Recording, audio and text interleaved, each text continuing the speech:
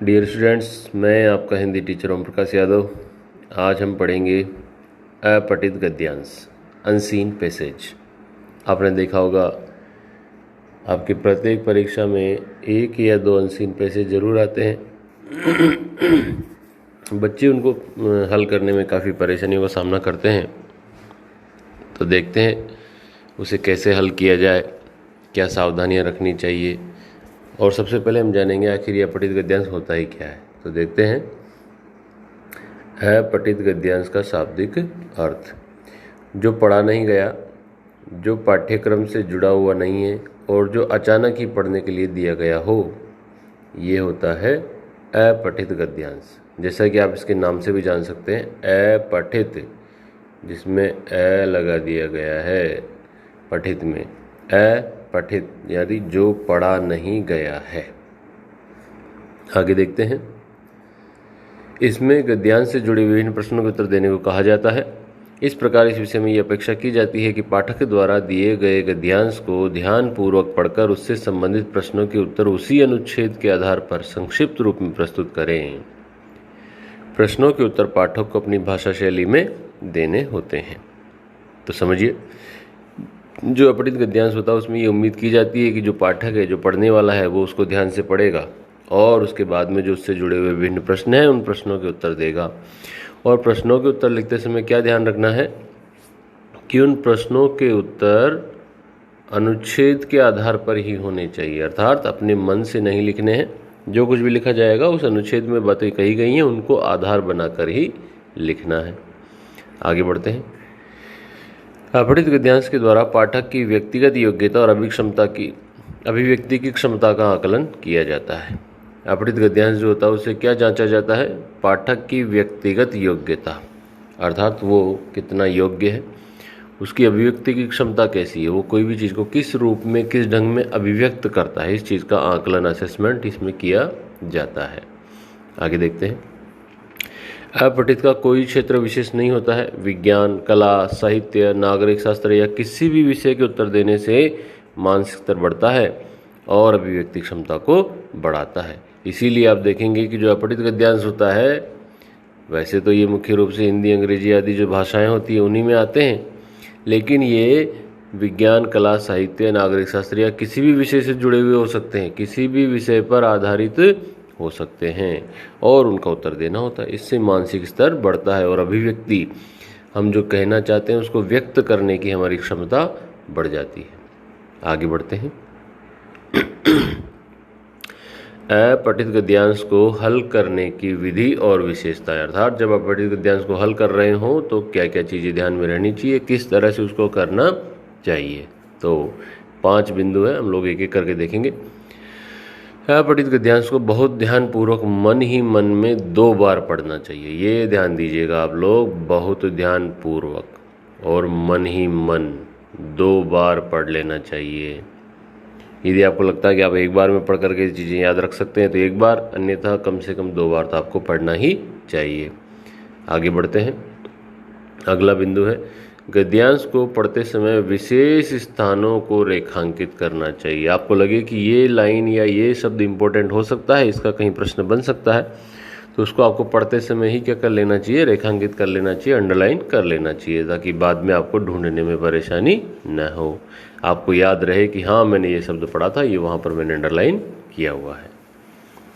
आगे देखिए, अगली पंक्ति है, अपठित गद्यांश के प्रश्नों के उत्तर देते समय भाषा सरल, व्यवहारिक और सहज होनी चाहिए। यस, ये बड़ी महत्वपूर्ण बात है। जब भी आप अपठित गद्यांश को हल कर रहे हो, उसके प्रश्नों के उत्तर लिख रहे हो, तो क्या होना चाहिए? भाषा सरल होनी चाहिए और व्यवहारिक होनी चाहिए, अर्थात इस तरह के शब्दों को काम में लेना चाहिए जो आम बोलचाल में या आम व्यवहार में काम में आते होंगे। ऐसे शब्द काम में न लें जो कभी भी व्यवहार में न आते होंगे। और सहज तो होनी ही चाहिए। सहज मतलब जो आसानी से समझ में आ जाए। क्लिष्ट भाषा का प्रयोग ना करें, कठिन शब्दों का प्रयोग भी ना करें। चौथा पॉइंट देखिए, अपठित गद्यांश से संबंधित किसी भी प्रश्न का उत्तर देते समय कम से कम शब्दों में अपने उत्तर को स्पष्ट करना चाहिए। ये और विशेष बात है। जब भी हम उत्तर लिख रहे होंगे तो क्या करेंगे? कम से कम शब्दों का प्रयोग करेंगे, कम से कम शब्दों का। जितना जरूरी हो बस उतना ही लिखा जाए, अनावश्यक रूप से उसका विस्तार करने की, उसका वर्णन करने की आवश्यकता नहीं है।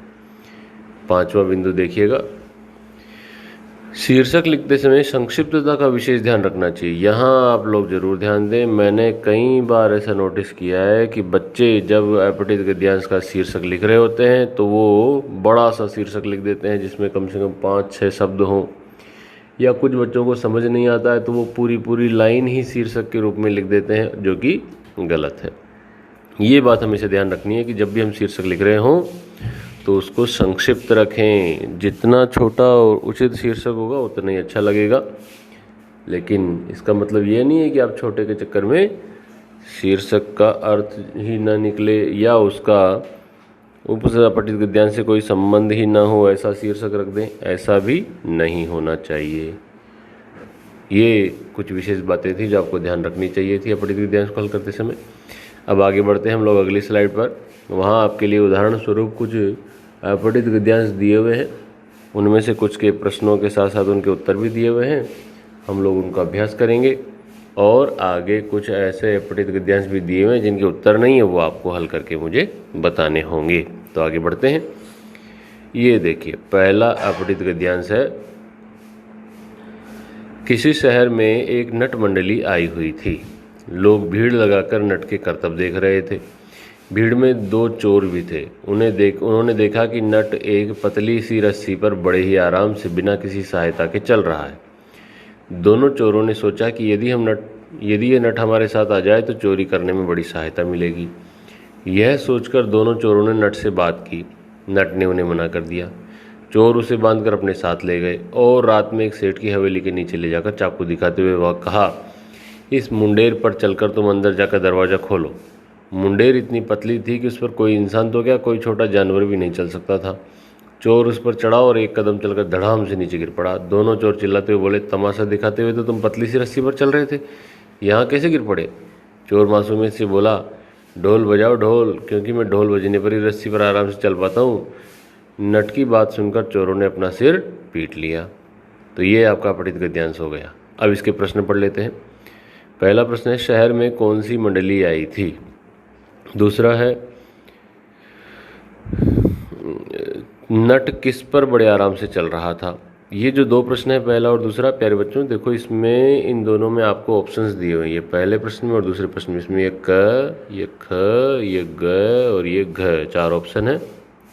ऐसे ही दूसरा वाला जो प्रश्न है इसमें भी ये क और ये ख, ये ग और ये घ, 4 ऑप्शन दिए हुए हैं। अब हम तीसरे प्रश्न में बढ़ते हैं। बताइए कि चोरों ने क्या सोचकर नट से बात की। तो चौथा प्रश्न है, नट के मना करने पर चोरों ने उसके साथ कैसा बर्ताव किया। गद्यांश में आए विशेषण शब्द लिखिए, कोई से 2। तो बाकी 4 प्रश्नों के उत्तर तो आपको जैसे ही मैंने पढ़े होंगे आपको तुरंत दिमाग में आ गए होंगे कि हाँ इस प्रश्न का उत्तर ये है, इस प्रश्न का उत्तर ये है। लेकिन 5वां जो प्रश्न है वो मैं बता देता हूँ। गद्यांश में आए विशेषण शब्द लिखिए। गद्यांश में विशेषण शब्द ढूंढ करके मैं बताना। अब विशेषण की क्या बात है। विशेषण किसे कहते हैं? संज्ञा या सर्वनाम की विशेषता बताने वाले शब्दों को विशेषण कहते हैं। तो देखते हैं, हम लोग ढूंढते हैं। देखो ये रहा, पतली सी रस्सी। तो यहाँ पर रस्सी एक वस्तु का नाम है, यानी कि ये संज्ञा हो गई और इसकी विशेषता है कि वो पतली है, तो ये एक विशेषण हो गया। बड़े ही आराम से किसी सहायता से चल रहा था। दोनों चोरों ने सोचा कि यदि नट हमारे साथ आ जाए तो चोरी करने में बड़ी सहायता मिलेगी। ये सोचकर दोनों चोरों ने नट से बात की। नट ने उन्हें मना कर दिया। चोरों से बांध कर अपने साथ ले गए। सेठ की हवेली के नीचे ले जाकर चाकू दिखाते हुए कहा, इस मुंडेर पर चलकर तुम अंदर जाकर दरवाज़ा खोलो। मुंडेर इतनी पतली थी। देखो ये मुंडेर एक जगह का नाम है, स्थान का नाम है, और पतली होना उसकी क्या हो गई? विशेषता हो गई। ये विशेषण हो जाएगा। तो कमाल की बात यह है कि दोनों ही जगह पतली ही विशेषण आ गया। एक और ढूंढ लेते हैं, चलिए। ये देखो, ये है एक जानवर शब्द, इसके आगे छोटा लिखा हुआ है, छोटा। तो ये छोटा जो है वो विशेषण हो जाएगा। तो इस प्रकार से आपको विशेषण ढूंढना होता है। बाकी प्रश्नों के उत्तर आप स्वयं ढूंढ पाएंगे, उसमें कोई समस्या नहीं है। अगला अपठित गद्यांश देखिए। भारत को यदि हम त्योहारों का देश कहें तो अनुचित नहीं होगा। हमारे देश में वर्ष भर त्योहारों की धूम मची रहती है। देखो अब ध्यान दो भाई, वो पीछे वाला जो था वो काफ़ी सरल था, इसलिए मैंने आपको कुछ भी बताया नहीं, सीधा पढ़ के निकल गया। यहाँ हम ध्यान देंगे जैसे हमने पढ़ना शुरू किया हम उसी समय में उसको अंडरलाइन भी करने के बारे में सोचेंगे। भारत को यदि हम त्योहारों का देश कहें तो अनुचित नहीं होगा। तो ये त्योहारों का देश, और वो भी किसको कहा गया है? भारत को। हमारे देश में वर्ष भर त्योहारों की धूम मची रहती है। अब यदि प्रश्न आ जाए कि भारत को त्योहारों का देश क्यों कहते हैं, तो उसका उत्तर ये हो जाएगा क्योंकि यहाँ त्योहारों की वर्ष भर धूम मची रहती है। हर बदलते मौसम के साथ ही कोई ना कोई त्यौहार अवश्य मनाया जाता है। ये त्यौहार एक और हमें ऋतु परिवर्तन का संदेश देते हैं और दूसरी ओर उसके स्वागत हेतु हमें उत्साह उमंग का संचार करते हैं। कुछ त्यौहार धार्मिक दृष्टि से महत्वपूर्ण हैं। ये सभी हमें एकता, प्रेम, भाईचारा एवं सौहार्द का संदेश देते हैं। वैसे भी हमारे देश में लगभग सभी धर्मों के निवासी हैं। भारत में सभी धर्मों को सम्मान प्राप्त है। सभी धर्मों के न्यायियों को अपना धर्म पालन करने की पूर्ण स्वतंत्रता है। यही कारण है कि सभी त्योहारों को पूरा देश मिलजुल कर प्रसन्नता से मनाता है। हमारे देश के कुछ प्रमुख त्यौहार होली, दिवाली, दशहरा, रक्षाबंधन, जन्माष्टमी, रामनवमी, ईद, क्रिसमस, गुरुपूरब। ये ध्यान दो बेटा, यहाँ पर ये गुरुपूरब नहीं है, ये है गुरु पर्व। ये सिख लोग मनाते हैं, ये आपको ध्यान रखना, ये गुरु पर्व है, गुरुपूरब नहीं है। महावीर जयंती आदि। दीपावली यदि हल्की ठंडक के साथ आरंभ होकर शीत ऋतु के आगमन की सूचना देती है। देखो दीपावली क्यों मनाई जाती है और कौन से मौसम का आरंभ होता है, ये यहाँ पर आप देख सकते हैं। तो रामनवमी ग्रीष्म ऋतु की सूचना देती है। मकर संक्रांति में लोहड़ी का त्यौहार शीत ऋतु की समाप्ति की सूचना देते हैं तथा वसंत ऋतु के आगमन का प्रतीक है। इस प्रकार हर त्यौहार किसी न किसी ऋतु से जुड़ा हुआ है। बच्चों के लिए मनाए जाने वाले त्यौहार बाल दिवस, जो हमारे स्वतंत्र देश के प्रथम प्रधानमंत्री चाचा नेहरू यानी पंडित जवाहरलाल नेहरू के जन्मदिन पर बच्चों को समर्पित है। और इसके अलावा हमारे 3 राष्ट्रीय त्यौहार भी हैं।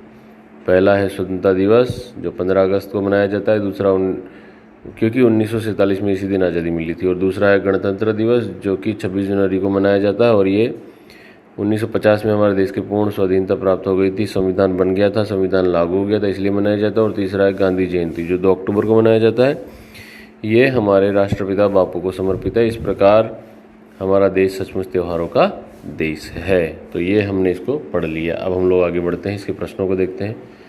हमारे देश का क्या नाम है? देखो यह पहला प्रश्न आ गया, तो ये तो बहुत ही सरल प्रश्न हो गया, भारत। ये भारत हो गया भाई पहले प्रश्न का उत्तर। दूसरा, हमारे देश में वर्ष भर किसकी धूम रहती है? अभी थोड़ी देर पहले हमने पढ़ा, हमारे देश में वर्ष भर त्योहारों की धूम रहती है। ये हो गया जी भाई। अब आगे चलो, त्योहारों की धूम रहती है। दीपावली का त्यौहार हमें किस ऋतु के आगमन की सूचना देता है? ये अभी थोड़ी देर पहले हमने पढ़ा था। दिवाली का त्यौहार हमें शीत ऋतु की आगमन की सूचना देता है। गुरुपूरब, ये गुरुपूरब नहीं है, ये मैंने बताया था गुरु पर्व है। और मैंने ये भी बताया था कि सिख धर्म को मानने वाले जो लोग हैं वो इसको मनाते हैं। सिख लोग गुरुपूरब मनाते हैं।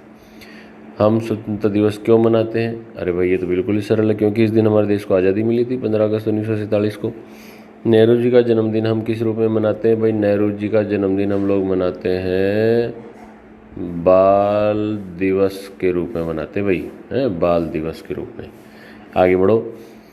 नेहरू जी का जन्मदिन हम किस रूप में मना, तो हो गया ना। हम गणतंत्र दिवस क्यों मनाते हैं? ये देखो गणतंत्र दिवस 7वां प्रश्न है। हम गणतंत्र दिवस क्यों मनाते हैं भाई? 26 जनवरी 1950 को क्या हुआ था भाई? हमारे देश का संविधान लागू हुआ था। संविधान लागू हुआ था और इसी दिन क्या हुआ था? भारत एक गणतंत्र देश बन गया था भाई, और इसीलिए हम लोग गणतंत्र दिवस मनाते हैं। आगे देखो 8वां प्रश्न, गद्यांश में आए संयुक्त अक्षरों से कोई 2 चुनकर लिखो। देखो ये जो है उत्तर इसका आप लोग स्वयं ढूंढेंगे, लेकिन मैं आपको ये बता देता हूँ कि संयुक्त अक्षर आखिर होते ही क्या है। देखिए हिंदी में 4 संयुक्त अक्षर माने गए हैं, कुछ लोग 5 भी मान लेते हैं, मैं आपको 4 ही बताऊँगा। जो आपने हिंदी वर्णमाला पढ़ी होगी तो उसमें आपने देखा होगा ये वर्ण है, ये क्ष, ये त्र, ये ज्ञ और ये श्र। अब इसके अलावा कुछ लोग जो है वो द्य, इसको भी संयुक्त वर्ण में संयुक्त अक्षर में गिन लेते हैं।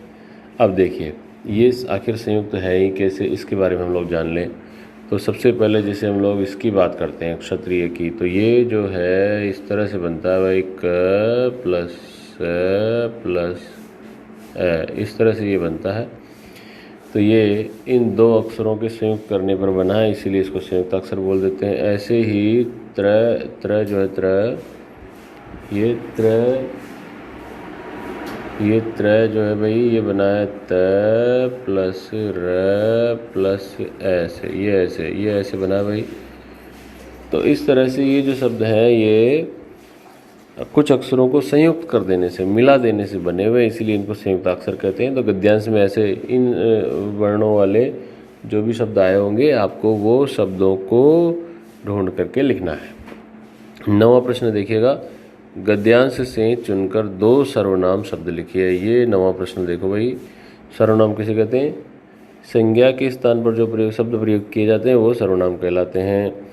जैसे आपका नाम बार बार लेने की जगह हम लिख दें वह, या मैं, या तुम, है ये इस तरह से, या फिर हमारा, हमें, इस तरह के जो शब्द होते हैं वो सभी सर्वनाम होते हैं। ये आप लोगों को पिछली कक्षा में मैं पढ़ा भी चुका हूँ, कक्षा 9 में। तो आपको इस तरह के शब्द ढूंढ करके गद्यांश में से और बताने हैं। अब आ गया 10वां प्रश्न। 10वां और आखिरी प्रश्न देखिएगा, गद्यांश का उचित शीर्षक बताइए।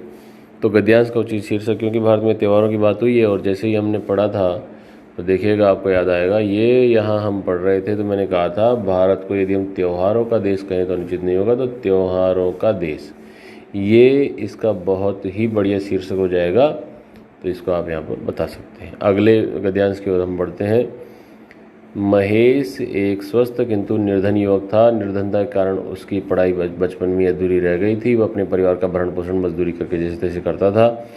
कई दिनों से उसे काम नहीं मिल रहा था। वह अत्यंत निराश था। कई बार उसने सोचा कि वह अपनी जीवन लीला समाप्त कर ले। ये विचार आते उसकी आंखों के सामने उसके परिवार के भूखे पैसे सदस्यों के चेहरे आ जाते और वह उनके लिए जीने का संकल्प करके काम की तलाश में जुट जाता। वह काम की तलाश में भटक ही रहा था कि उसने समूह में जाते हुए लोगों को बातचीत करते सुना। उसे पता लगा कि कोई बहुत बड़े संत ने पुराने बरगद के नीचे आसन लगाया है। वे सबकी समस्याओं का समाधान चुटकी बजाते ही कर देते हैं। महेश के मन में आशा की किरण जगी। वह तेज कदमों से भीड़ के साथ चलने लगा। वहां पहुंचकर वह शांत भाव से बैठकर अपनी बारी की प्रतीक्षा करने लगा। उसकी प्रतीक्षा समाप्त हुई। उसकी समस्या को जानने के लिए संत जी ने उसे बुलाकर उसकी बात सुनी और उसे अपना गधा दे दिया। महेश ने हृदय से उन्हें धन्यवाद दिया और वहाँ से गधा लेकर चल पड़ा। वह बहुत प्रसन्न था कि उससे गधे पर वो ईंट रोड़ी आदि ढोकर काम को जल्दी समाप्त कर उसकी सवारी कर शीघ्र ही घर पहुँच जाया करेगा। ये विचार उसके मन को गुदगुदा रहे थे कि अचानक गधा गिर पड़ा और मर गया। महेश को बड़ा दुख हुआ, किंतु वह करता भी क्या, उसने तुरंत गड्ढा खोद कर गधे को दबा दिया और वहीं बैठकर रोने लगा। एक सेठ वहाँ से जा रहा था। महेश को उस कब्र के पास रोता देखकर उन्होंने सोचा कि कोई दिव्य आत्मा चल बसी है। ये सोचकर उन्होंने सिर झुकाकर कुछ पैसे चढ़ा दिए। महेश कुछ बोलता इससे पहले वहाँ पैसे चढ़ाने वालों की भीड़ लग गई। घबराए महेश ने सारी बात संत जी को बताई। संत ने महेश को समझाया कि कोई बात नहीं है, शायद भगवान की यही मर्जी थी। जो गधा जीते जी तेरी मदद नहीं कर पाया उसने मरकर तेरी सहायता की है। अब इस पैसे से कोई काम शुरू करो और लाभ होने पर पैसों को भलाई के कार्य में लगाना। तो ये आपने पैसेज पढ़ा, एक बड़ी सुंदर कहानी थी। अब देखो यहाँ पर इसके प्रश्न और उत्तर दोनों दिए हुए हैं, तो हम लोग एक एक करके देख लेते हैं। पहला प्रश्न है, महेश कैसा युवक था? तो निर्धन युवक था भाई। उसकी पढ़ाई किस कारण छूट गई? निर्धनता के कारण पढ़ाई छूट गई थी। हम पैसेज में पढ़ चुके हैं, यहाँ देखो उत्तर भी दिया हुआ है। वह अपने परिवार का भरण पोषण कैसे करता था? अपने परिवार का भरण पोषण मजदूरी करके करता था। मजदूरी न मिलने पर उसके मन में क्या विचार आया? उसके मन में विचार आया कि वो अपनी जीवन लीला समाप्त कर ले, जो कि बहुत ही गलत बात है। ऐसा कभी भी सोचना नहीं चाहिए हमें।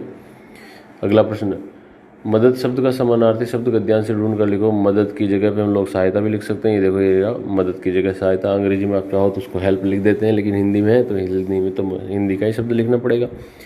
गद्यांश का उचित शीर्षक लिखिए। देखिए यहाँ पर 3 शीर्षक आपको लिख करके दिए हुए हैं। ईमानदार महेश, ये भी सही है। परिश्रमी महेश, ये भी सही है। सच्चा महेश, ये भी सही है।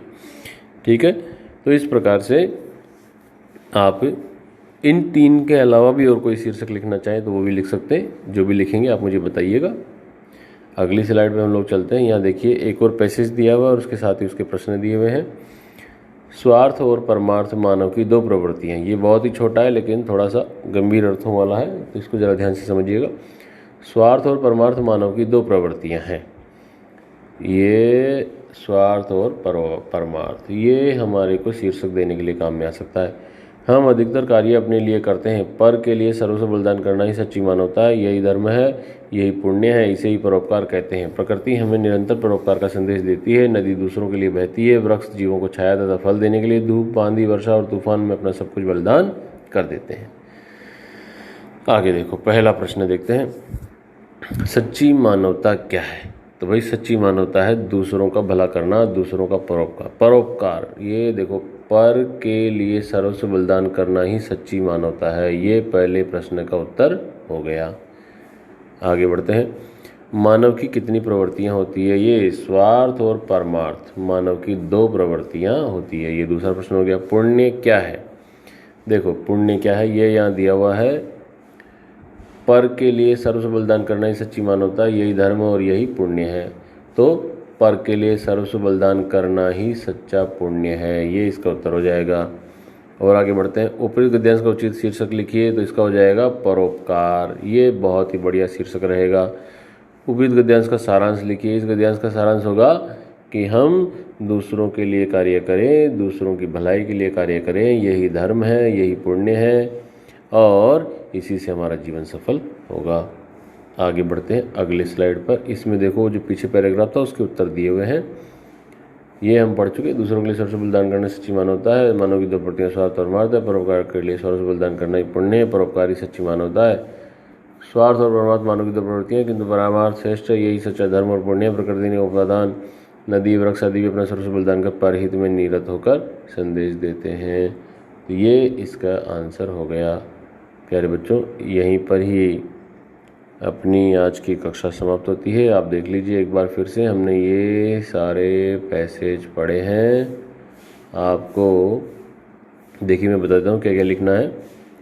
एक तो ये पहला वाला पेज आपको लिखना है, फिर आगे बढ़ें, ये दूसरा वाला पेज भी आपको लिखना है, फिर और आगे बढ़ें, ये जो तीसरा वाला पेज है ये आपको इसके खाली आंसर्स लिखने हैं और कुछ नहीं लिखना है ना। ये वाला है, इसके आंसर्स भी आपको लिखने हैं। ये जो पैसेज है इसके जो 10 प्रश्न हैं इनके आंसर्स आपको लिखने हैं, केवल आंसर्स लिखने हैं, हाँ, और कुछ नहीं। ये जो महेश वाली कहानी है, इस महेश के उत्तर ऑलरेडी दिए हुए हैं इसलिए इनको नहीं लिखना है आपको। और ये स्वार्थ और परमार्थ वाले के उत्तर भी दिए हुए हैं तो ये भी आपको नहीं लिखने हैं। तो जो जो मैंने बताया वो लिखने हैं, बाकी के छोड़ देने हैं। तो चलिए आज के लिए इतना ही है।